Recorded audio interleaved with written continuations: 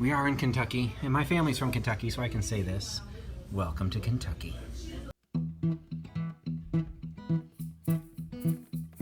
Well, if you got a dollar, won't just lousy down. Know that I got rhythm that could suit your budget found. Hi, this is Patrick with Trusty Huckster Mercantile. Welcome back. If this is your first time to my channel, welcome to you too. Trusty Huckster Mercantile is a vintage reseller with a presence on Etsy and a very tiny presence on eBay, which I am just now testing the waters with, but also a presence on Instagram and Facebook at THMercantile, short for Trusty Huckster Mercantile. I wanted to put out a new video because this is slightly overdue. A couple of weeks ago, actually 2 weeks ago, as of the time I'm recording this, several of us got together and in Kentucky for an impromptu meetup with five different reselling channels with 6 people. 2 of them from Fatbird Finds, Laura and Mary Beth, are based in Paducah, and that's kind of where we centered everything. But the entire trip was predicated around George, the Antique Nomad, because he was prepping for the first estate sale that he was going to be offering since everything was locked down from the pandemic. So he had several estates that he had combined together, and it was sure to be good pickings. So I came down from the Chicago area. Jeffrey came in from Southern Illinois, a couple of hours for him. Jeffrey's from Real Nifty Vintage. And then Misty made a couple hour trip from Indiana. She's with Thrifter Junker Vintage Hunter. And we converged on Kentucky. So what I did was turn it into a 4-day weekend. So the sale itself, the estate sale that we were visiting George for, was on Saturday. So it was about a 6.5, 7 hour drive, depending on where exactly I was going. And I did not want to try and do that on Saturday morning to get down there in time for basically what was going to be happening that day. So I took the day off of work on Friday and then also decided to take the day off on Monday and turned it into a 4-day weekend since I really haven't had a vacation. Although I guess, staycation, but that, I'm sorry, it doesn't really cut it. So I ended up taking Friday off, drove down and made a couple stops along the way, and I started doing a vlog. So if this is your first time to your channel, I'm just going to warn you, this is not the typical content. I would like to think I typically give better quality content, but if you stick around, I get better toward the end.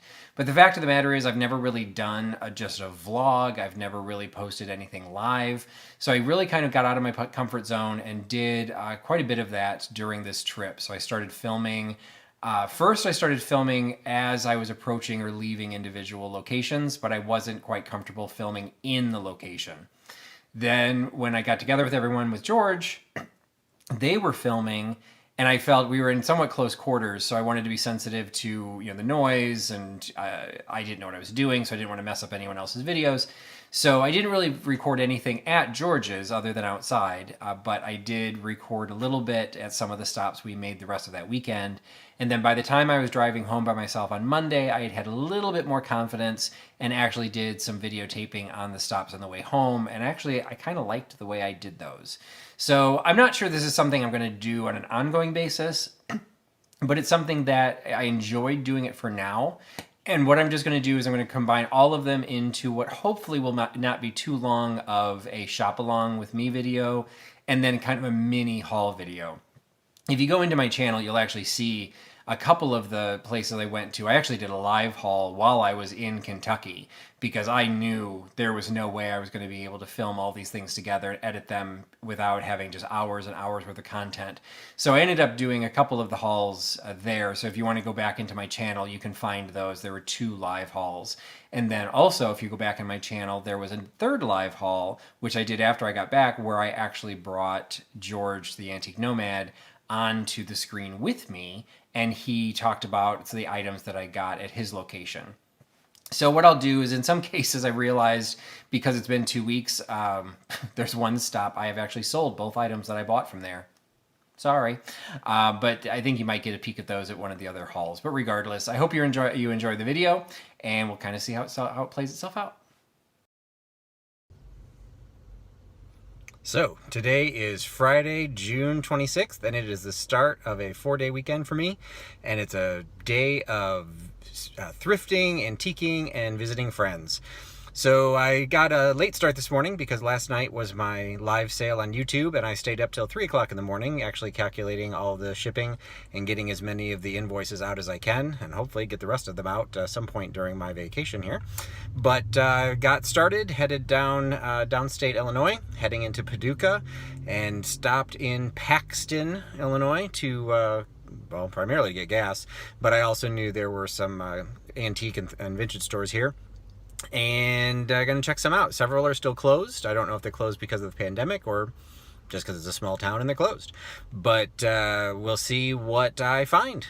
Wish me luck.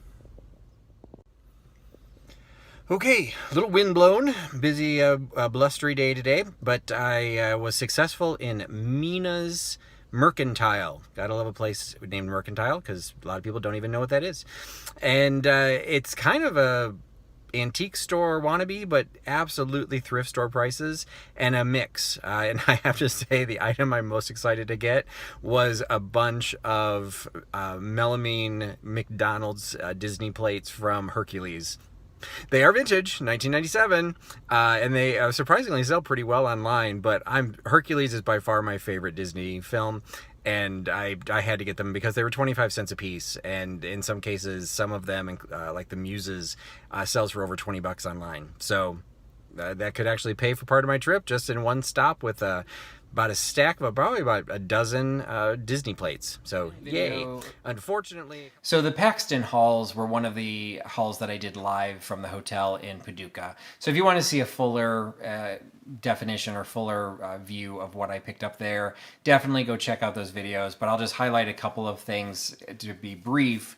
One of them was at Mena's Mercantile, which was in downtown Paducah. I picked up a set of Hercules McDonald's plates. And initially I planned on only buying the set of 6. There was Hercules and Meg, Phil, Pegasus, Zeus, and the Muses. So I planned on picking up the one set of 6. And I thought, you know what, that might be fun to have for a little bit. Hercules is my favorite movie. But then I actually, while I was in the shop, decided, hey, you know what, I'm going to check to see what these things sell for. And I am so glad I did, because I ended up selling the set of 6, went into an eBay auction at the behest, at the suggestion, and at the training of all the other resellers that I was with in Paducah. They kind of walked me through how to do an auction. And the set of 6 ended up selling just this weekend for $57. And the set of 5, which was all of them except for the Muses, I had one set of 5. Those are currently selling for, I think it's $36 or $37. And then I have a set of 4, which took out Phil in addition to the Muses. So I had the 4 that were left. That is currently selling, I want to say, for $30. So the plates that I sold, the 3 sets of plates, which I paid 25 cents a piece for, have already, just based on the bids that I've received or the set that I've sold, have already paid for at least one night in the hotel. And we're very close to covering the second night of the hotel. So the Hercules plates, Mena's Mercantile, thank you very much. And I would highly suggest, if you're ever in central southern Illinois, you can make it to Paxton. It's an interesting shop. It is trying to be an antique shop, but it's definitely with thrift store prices. So I scored big, and I appreciate it. I actually made 2 more stops. Well, technically 3 more stops while I was in Paxton. One was an antique shop that I did not care for very much, or it was more of a vendor mall. So a lot of it was reproduction. A lot of it was more craft items. One area was just all scented, so I thought I was going to throw up. But that really wasn't my style. But there was a more traditional vintage antique mall across the street from that. And again, I covered that in my haul video earlier, and I also posted that one on Instagram a little bit. But I picked up a frame, which I sold in my live sale. And then I also picked up these little badges. So they're these German, what turns out they're called from the Volksmarch. They would be these little badges that you would nail to your walking stick or to your cane. I paid $1 for the set of them, and they sell on eBay and Etsy anywhere between $5 and $11 each. So I'll probably end up selling them as a set just to get rid of them because they're all German, so there are some specialty locations. Klosterüttel, the Oberammergau Festival, Grafenwöhr, and Rothenburg. So it's one of those cases that I could try and sell them individually, but they're very small, and with the way my place is looking right now, I'll lose them. So I'll probably sell them as a set. I just haven't even gotten around to photographing and listing them yet. So that is the only piece that I've got left from that antique mall. And I did actually make a stop at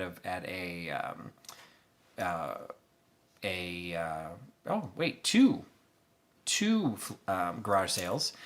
The one I didn't get anything at, but the second one I got a hat. I don't know why I got a hat. I think because I just watched Tim from over the years talk about how great hats were. I didn't know what I was doing. I saw the little metallic thing on the inside. I didn't even pay attention to the label said it was made in China. But I ended up paying basically 75 cents for it. It is in actually pretty good condition. So I will list it on eBay. Again, eBay is kind of a new thing for me. I'm trying things out. This is not going to go onto Etsy, so I'll try this on eBay. I can't say that I'm really going to get into hats. To be perfectly honest, I'm shocked I even knew what Texas A&M was. You know, I guess I pick things up off the street. But regardless, I did actually go to another garage sale and pick up an item, and I picked up a piece of jewelry as well that turned out to be a barrette, and I didn't know that's what it was. So, you know, again, we all live and learn. Clearly, the main event of this trip was to go and see George and hang out with the other resellers, but a very close second was a chance to revisit the Silk Purse in Effingham, Illinois. To be perfectly honest, I'd only ever been there once before, but the time I had been there previously was literally the month I opened my Etsy shop. So I went in there and fell in love with the place because they had super unique and super high quality items in really good condition at ludicrously low prices. And so I really wanted to go back now that I had a little bit more time under my belt, a little bit more experience, a little bit more knowledge of what to look for, what not to look for. I really wanted to specialize. And I'm certainly glad I did. If you watch some of my... Well, made it to Effingham. The shop I want to go to is open until 7, so I did a little side trip to a Country Peddlers antique mall and pretty much got rushed right out the door. They were going to close at 5, and they were definitely turning off those lights before 5 o'clock. I got a couple small things, but I really did not have the time because they were really kind of rushing out the door. But it was a mix of reproduction, craft type, vintage look. With a very limited amount of vintage and antique mixed in. So not really my favorite type of place to spend time anyway, but you know, got a couple actual vintage items that'll probably show up in a live sale and a gift that I'll probably be sending on to one of my viewers. So, but now I get to go to the Silk Purse and I'm really looking forward to that one. All right, so the trip to Silk Purse in Effingham, Illinois was a success. Anyone wonders why I was so looking forward to coming here? It was only my second trip. Here's the answer. And can we just say $1? Yep. This pastel gold accented mama and baby llama planter was $1. It's not marked other than a Japan sticker, so I'll have to maybe do a little bit of digging, but I don't care. It's in perfect condition. There's a couple of scuffs of paint on the back, but this is one of those cases where that's not even damage, and he is just too awesome. And as if that isn't cool enough, I got my own paint by numbers. Yes, that is the Last Supper. So it's entirely possible my back seat will burst into flames before the trip is over, but I do have a religious piece sitting in my back seat. And if I can juggle it without completely going crazy, let's see if I can just spin it this way. What is that? So you've got this very large DIY ceramic basket with these two big cats on it. They come off, but what's super bizarre is that is real fabric. Somebody glued quilted fabric into the lid. They also glued it onto the back. This is decoupaged fabric onto a ceramic piece. And it's a quilt-lined basket. This is actually fluffy fabric. If I can actually show it. I have no idea what I'm showing you right now because my camera's completely backwards. But this is a fabric-lined basket. Let's do it this way. A fabric-lined basket. I don't know what this is. I don't know what it's used for, but it's all kinds of awesome. And it was $2.99, I think. $3.99. All right, well, that's enough. This is Silk Purse. Absolutely so glad I was able to come here, but I need to get this car started with some air conditioning because I'm going to become a sweaty mess. So my trip to Effingham. So once I made it into Kentucky, the first order of business was meeting up with George at his estate sale, shopping till we dropped. So it's Saturday morning. Today's the big day. I'm going to be meeting Jeffrey and Misty and Laura and Mary Beth and George all in person. So I've got the Antique Nomad, Fatbird Finds, Real Nifty Vintage, and Thrifter Junker. Damn it. Thrifter Junker Vintage Hunter. All right, got it eventually. Anyway, doesn't really matter. Super excited. What started as just what was an idea to visit George in one of his estate sales, kind of snowballed into a little group session where all 5 of us will be getting together. And you know, I have to admit, a little bit nervous because if you've seen any of my previous videos, Jeffrey, whether he knows it or not, is basically the reason I am doing resale on Etsy. Everything I've done with my resale business I've learned from Jeffrey, augmented by watching a lot of other videos too, but I cut my teeth off of his. So it's one of those cases where when you meet your idols, is it always a good thing? So I'm sure it will be. This will be a lot of fun, and hopefully I'll get some more video posted through the day. Wish me luck. So I've arrived at George's house. I feel like an absolute stalker. I turned the corner and I recognized the house before my GPS did because I watched too many of his videos. But I am here. It looks like a couple other cars were already here, so we will see who is on tap for the day. All right, and I have arrived at George's. So road trip to Kentucky, and we've got the group is all here. Fatbird Finds. We've got George from the Antique Nomad. We've got Jeffrey. I'll try not to fanboy him too much today, from Real Nifty Vintage, and Misty from Thrifter Junker Vintage Hunter. And I got the name right for the first time. Yay, let's get started. There were some videos that were put out by Fatbird Finds, Thrifter Junker Vintage Hunter, and Real Nifty Vintage about the shopping experience. They actually all filmed while they were there because that's just something that they do on a little bit more regular basis. As I mentioned earlier, I did not do that. I did a haul video with George, as I mentioned earlier, and we covered a lot of the highlights of what I got there, but I spent quite a bit of money, way more than I had budgeted to do because he had such great stuff. And so one of the things I wanted to show in this video, just to kind of, you know, give a little bit of a sneak peek of more of what George has on offer, were a couple of pieces that were theater related that I couldn't pass up. So one of them was this framed lobby card or window card for Merrily We Roll Along. He had a very low price on this, and it was one of those cases that I am involved in community theater. We don't do window cards to this level, but because I'm involved in theater, I actually knew what a window card was and knew that there were some value. I've purchased some from my own personal collection, from films that or from shows that I've done, and they can get pricey. And Merrily We Roll Along, for people who are not familiar with Broadway theater, is really one of the more infamous Broadway flops. It only ran 16 performances. It was Jason Alexander from Seinfeld. It was his Broadway debut. But it's a Stephen Sondheim piece directed by Hal Prince, and basically 2 kings of Broadway.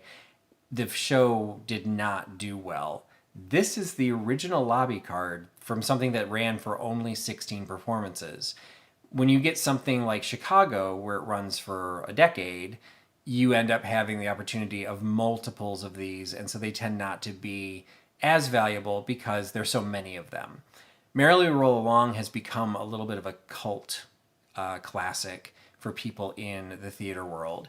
And I went ahead and picked it up, not really knowing what I was going to do with it. And when I came back, I discovered that the last one of these that had sold unframed for $150. This one is framed. Now the frame is damaged, but only scuffed. It's just some lost paint. So this is currently up on eBay as an auction again. It's not getting a lot of activity, but it's getting a lot of watchers. And the problem is because this is fairly heavy, the shipping is going to be an issue. So I don't anticipate the $150 one was actually the poster by itself. So if it doesn't sell well, I may break the frame apart because it is professionally framed. So it's going to be, I have to disassemble the whole thing. And maybe try and sell it so that the freight doesn't scare people away. But I'm really excited, and trust me, George, if this ends up selling for $150, I owe you a drink or something. I really appreciate it, and it was just a fun piece to be able to offer. There's George filming in front of the antique store that I'm assuming we're about to go into. There's Misty filming her introduction. There's Fat Bird Finds and filming theirs. Oh, and there's Jeffrey across the street. We're all filming our intros. We are all ready to fly into this antique store and see if we'll let them, if it'll stay open longer than the half an hour when they're supposed to close. So path of least resistance has me going up the stairs. Let's see if we can find, fun little hidey hole. All right, well, we'll leave him, let's give him some privacy. I fear to have set off an alarm. So we're looking at old school antique place. Let's see what kind of old school antique prices we have. All right, well, we're not going to hang out in the religious corner.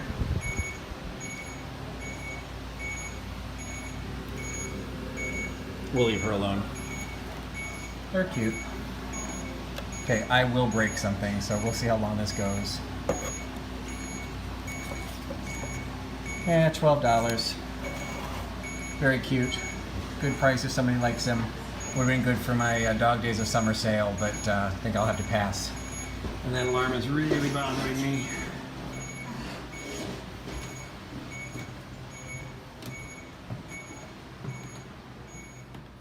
Ooh, we found the boudoir.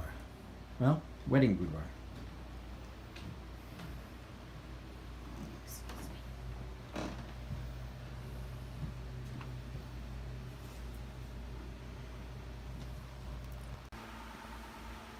Alright, so I thought it'd be cooler down here.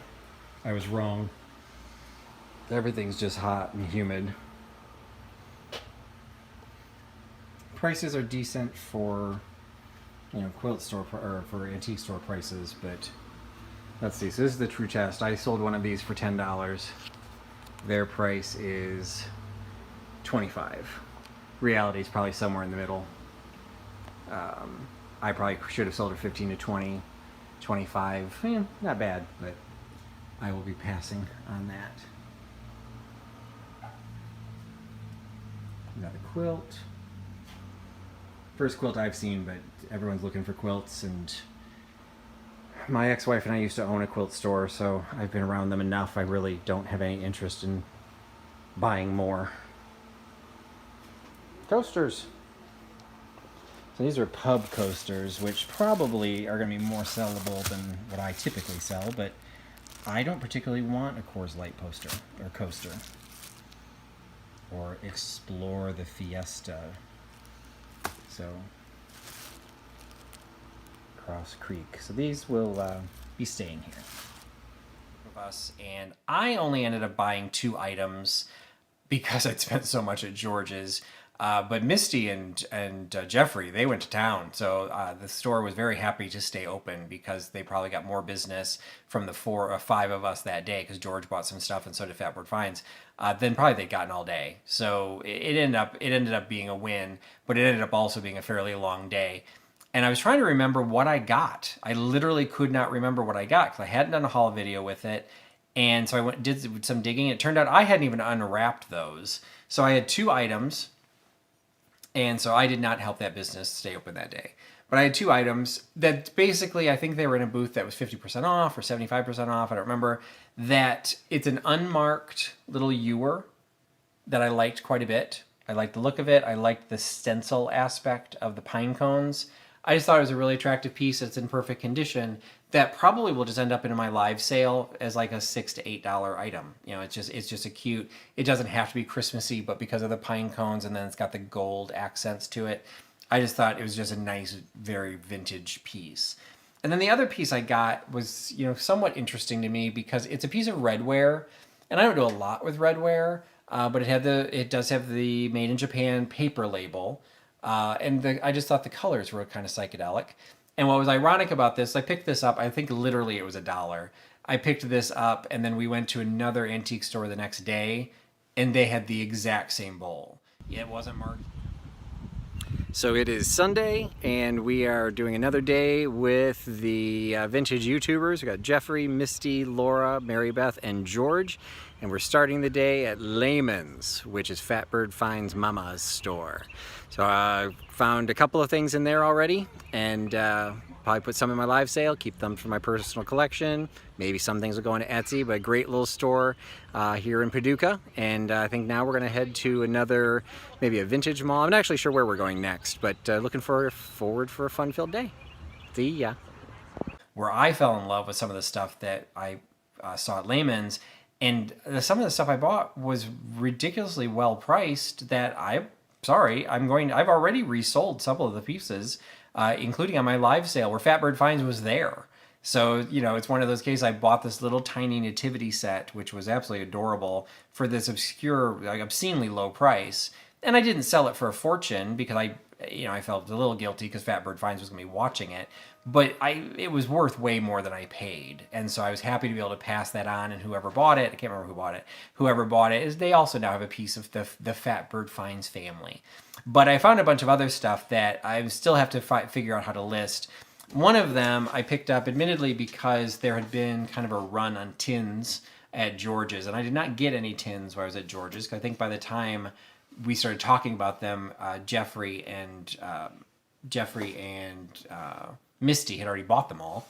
But this one I thought was kind of fun because right in the front it said it was $5. Like, okay, that's kind of a nice, nice rustic tin. Got some good age to it. It's not really like I tend to like things a little bit more pristine, but it is for what it is. I liked it. It then had a tag on the inside that said it was $14. That was marked down from $31. But then there was another tag that was still tied to it that said it was $89. Or no, 80, what did that say? Yeah, $89.95. So I'm like, how much is this? And turned out the $5 price tag was right. So once upon a time, someone was trying to sell this for $90. Whether they were successful, I do not know. Another piece that I really liked was this covered mug. And I liked the glaze. It kind of had that Majolica, lead glaze look to it. It looked like it had some age. It's not marked, but when you've got George within earshot, I asked him to come over, and he said he thought it was Goetz, Germany. And I would not be surprised. I mean, I would have said that it was definitely European. I don't know if I necessarily would have said it was exactly German because they're not double-headed eagles or anything like that. They look like little moth people. It does have a tiny chip on the lid, which I normally would not buy it, but the price was very low based on what George said, either it's Goetz or a Goetz contemporary, that it's 100 years old, that it's an attractive piece that I may not end up selling. I may keep it in my pottery collection because I think it's very, very attractive. And I was super happy to pick that up. And I think literally I paid $5 for it. So if I sell it, I don't have that much into it, but I like the looks of it a lot. And then the other piece. All right, we're at our next stop, the Shed. Just opened at 12 o'clock, it's 12:05, and there is already a line and a lot of people here. So got my mask and ready to see what the Shed has in store for us. All right, always happy to see the 50% off booths. Can pass on the Barbies. I always love those kangaroo salt and pepper shakers, but even for $8, that's more than I would want to pick them up for. A little spaghetti poodle playing the violin. Nothing says the 50s like a violin playing poodle. Some dollhouse hangers, doll clothes hangers. Oh, something to fix her hammer toe. How fun. Photo of Cairo, Illinois Bridge. My mother was born in Cairo.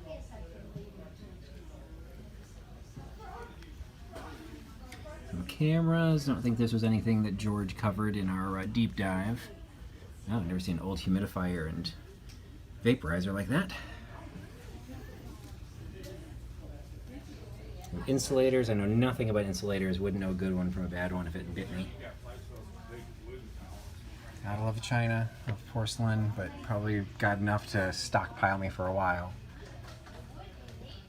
I don't know if this is still part of the 50% off or not. Listerine gave away these razor blade banks. Elephant for Republican and donkey for Democrat. Okay, I'm liking those a lot. I wonder if this is part of the half price. Now, it looks like half price was just showcased 4132 and this is 3318. Bummer, I would have bought those at half price. I did end up, when I checked out, I probably ended up buying about a dozen things. Some for my own personal collection. Like I found one of the booths had half price collector's guides. So for $2.50 each, I figured having a little bit more knowledge on the glass shakers and then a book on pattern identification for glass, because it's just something I like. I like looking for glass, but I always struggle to find, because a lot of times glass, particularly depression glass, is not marked. Trying to figure out what those patterns are. It's always nice when you list something, it helps people find it and you'll get better dollars if you know what you're selling. So I did find those. Another item that I found was this cute little dog. One of the specialty theme sales I'm going to do for my live sales is going to be a kids and baby toys, specialty theme. And I thought he was fun to be able to add on to him. I do think he's got some age to him, but I also don't know if he was necessarily ever a commercial product or somebody just made this on their own. Either way, there's the little hole in the nose for the cord that you could pull him, so he's a pull toy. I just thought he was cute. Like I said, there were a handful of other items that I picked up that I've actually already listed and have packed up for sale or have moved to my booth. So I didn't have a lot of other items to grab. But that was the shed. It's probably... So in case we needed any more proof, I'm in Paducah, Community Pride, and I'm about to go into not Heartland Equality, although that sounds interesting as well. Now, this is kind of a cool building with some little contemporary art tiles for the outside. We're going to Paducah Antique Mall. So the last stop of the day, again, did not get a lot. I think I was just a little tired at that point. We weren't necessarily being rushed, but we were a little bit closer to each other again, so we had to bring the masks back on. It was harder to get through with people videotaping, so I didn't get any videotape inside. And walking around, I found the prices seemed really high until I found this. So this is a piece that George mentioned this while we were there. I've heard him say it on his channel before. One of the things to look for when you're at an estate sale or any place, look for something that doesn't belong. So I'm in Paducah, Kentucky, with a plate that says South Street Market in Seattle. So we were definitely nowhere near the West Coast. I did a really quick Google search, worth point search while I was in the store, found this exact shape and this exact imprint, but not with the cow, had just sold within the last month for, I think it was $35. I paid, I want to say $4 or $5. The only thing I got, they had a very odd system. Jeffrey was in the process of being checked out. All of his stuff was there. They were taking off the tags. I walked up and they took mine, checked me out, I paid, and I was done. And Jeffrey was just standing there going, whoa, what just happened? So regardless, they even were commenting like, why is this so cheap? I'm like, don't ask me, I didn't price it and I didn't switch any price tags. So got this as a good deal. Again, it was the only thing I got there and wasn't really even tempted by a lot of other things, because even the items that I might have wanted for my own collection, I felt they were kind of high for that. So, which is what I typically do when I'm in an antique shop. I'll just like, you know what, probably can't buy anything to resell. I'll find something for myself. Well, didn't find anything for myself, and I did find something to resell. So do not give up antique stores as a potential place to resell. All right, probably at my last stop on my way heading home. I'm in Savoy, Illinois, which is just south of Champaign-Urbana, and I'm at a Goodwill. So we are trying a traditional Goodwill thrift store. The parking lot is packed, and I see a bunch of people going in. So I don't know if I'm going to really have an opportunity to film much while I'm in there, but we shall see. Wish me luck. You have to be careful with the music, but I've never been in a Goodwill that had this much in clothing and then only this much in housewares. I did find something, but that was pretty slim pickings. This will not be a Goodwill that goes on to my wish list the next time I come through this area. Some of the prices were ludicrously high, and I am not one to typically talk about high pricing. I feel, if you're selling at what I would sell it for, that's completely fair. Anyone can pick that up. But some of the prices here were double what I would sell it for. And then other things, I was able to find a couple less expensive items, and then green was half price, so I found a couple things that were green. Not going to be an amazing haul, but I decided this was my last stop before I go straight home, and I still got about a 3-hour drive home, so I wanted to make sure I walked away with something that was meaningful. So at least I got a couple things that I'll show as some sort of a haul. I didn't really get to videotape much because the music was really loud, and it was a pretty crowded place. I don't know why, but it was a pretty crowded place. So this will probably be my last video from the haul, or at least from the shop with me's, and then I get to figure out how I'm going to edit all of them. So we shall see. Bye. While it wasn't my favorite Goodwill, I will just say I knew that was going to be my last stop of my 4-day weekend. My daughter was coming back to my place, so I was going to be meeting her there for dinner.